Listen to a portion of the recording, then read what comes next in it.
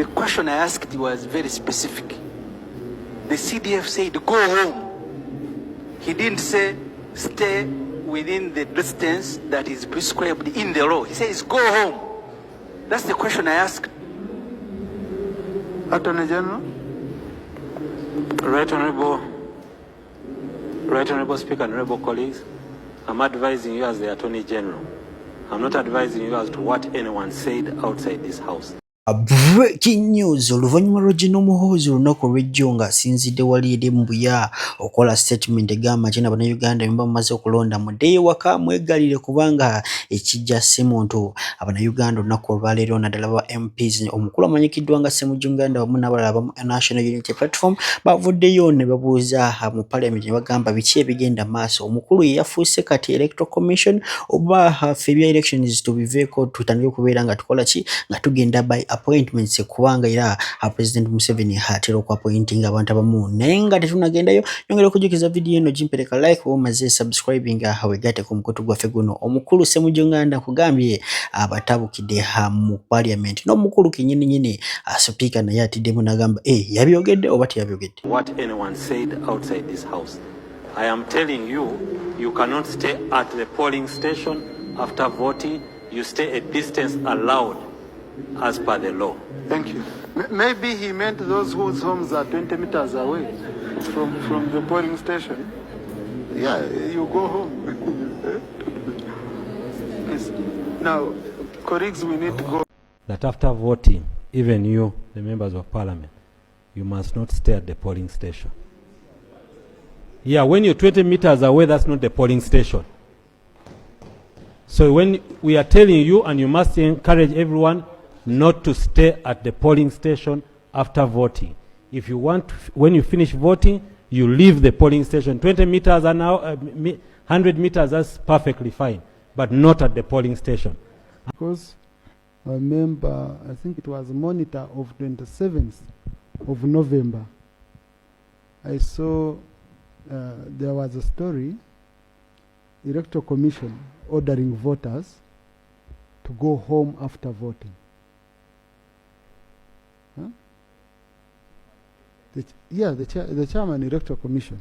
And again, I saw several interviews re-emphasizing the same. So I just wanted to know, was this a position of the CDF or it is a position of the Electoral Commission, which, or the law, which the chairman Electoral Commission, which the CDF was emphasizing? I just needed to know. Right Honorable Speaker and Honorable colleagues, I can say without fear of contradiction that after voting, even you, the members of parliament, you must not stay at the polling station. Yeah, when you're 20 meters away, that's not the polling station. So when we are telling you, and you must encourage everyone not to stay at the polling station after voting.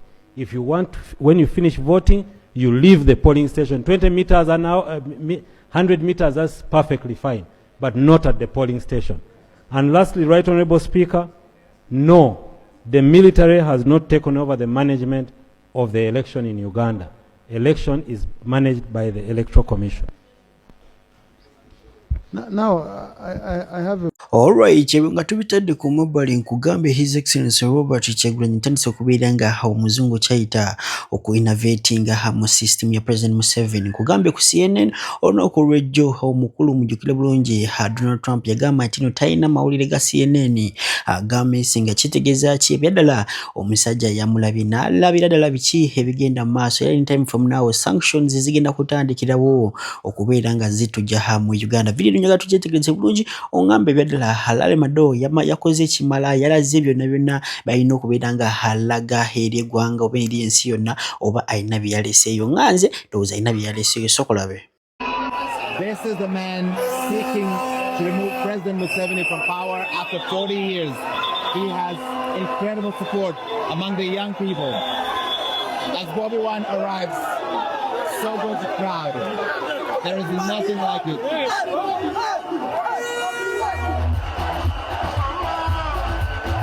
Bobby Wine wants Ugandans to sing a new tune.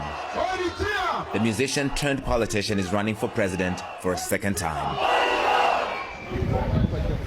Nearly twice his age, President Yoweri Museveni is also running for a 7th term. When the former general came to power after a civil war in 1986, Bobi Wine was just 4 years old. I believe that General Museveni largely views Uganda as his personal property, as his family property, and he views us as slaves. It is our time to change our future.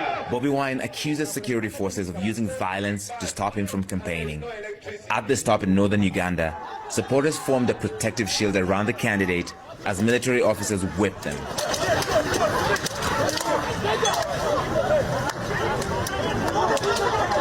One of his closest aides was wounded. Look at what the police and the military are doing to us for no crime whatsoever. The Electoral Commission condemned the incident that is now under investigation. He says more than 450 members of his party and supporters have been imprisoned during the campaign, others tortured or disappeared. Some people have been shot dead at my rally, and I know the regime has me as the main target. Why won't you be allowed to campaign freely? Well, I believe it is fear. It is fear that General Museveni knows that he has no support. Every time I go out to campaign, I know that somebody is going to be beaten, somebody is going to be killed, run over by the police, shot with live bullets, and all that. The UN Human Rights Chief has condemned widespread. Hedi Kenzo waffe nkugambye ye waya twategira mbuno hazire otoza obaziga tampola mpola onako olwalero akedde okubeera nga hatubulira hatreye engeri agenda okubeera nga hatambula mu mwezi guno njagala soko mulize ombulire byaddala kana kasajja singa tekali mu NRM singa kalibwa kubanga ndabanga ebyaddala n'ennyimba takyayimba. Kyo kiganyi muli bulungi. Tuli mu Buganda kati twatandise Buganda Central Region. Ekintu kyatokose nga sikisaaniikire olunaku olwajjo e Kasambya. Tuli mu kwolekera Kyankwanzi n'Ekiboga. Abantu beeyo kyemanyi batulinze olwedde batandise dda. Buvidiyo bwendabyeko bulaga line zatandise dda abantu bali mu kujja, so we can't wait to be there with you guys. Chemanya abayimbi abamu batuuseyo dda ne bannabyabufuzi ab'enjawulo okubaako ebigambo bye babagamba. Now, at this time, tusimbula buli omu aliredde baana emmoroka baziwagadde bannamawulire temuwagadde ani alina kyagamba kyateesa oba kyawabula. Chairman, twalabyeko eggulo nga Mubende wagikubidde mu maanyi ag'enjawulo ate nga twakulabyeko nga okubira mu nkuba. Tusuubire amaanyi gano okutambula mu Buganda yonna. Enkuba teyinza kustopinga ffe emyaka gikyali mito. Rain cannot stop us. Ne bwebanga etonnya nga eri mu muzira tugiyimiriramu ne tuyimbira abantu baffe. Ate munaye music anyumira nnyo mu nkuba. Anyuma nnyo bali abazina ne bazinaana mwayimba n'oyimba enkuba bwetonnya vibe eba yeyongera bweyongezi kisegera. Yaman, so byatunyumidde ate ne muzeeyi naye tatya nkuba wamulabye ajidde mu nkuba nayogera n'abantu be is a soldier, so enkuba tetutiisa wonna ne bwenaaba etonnya ewaffe tujja kukola.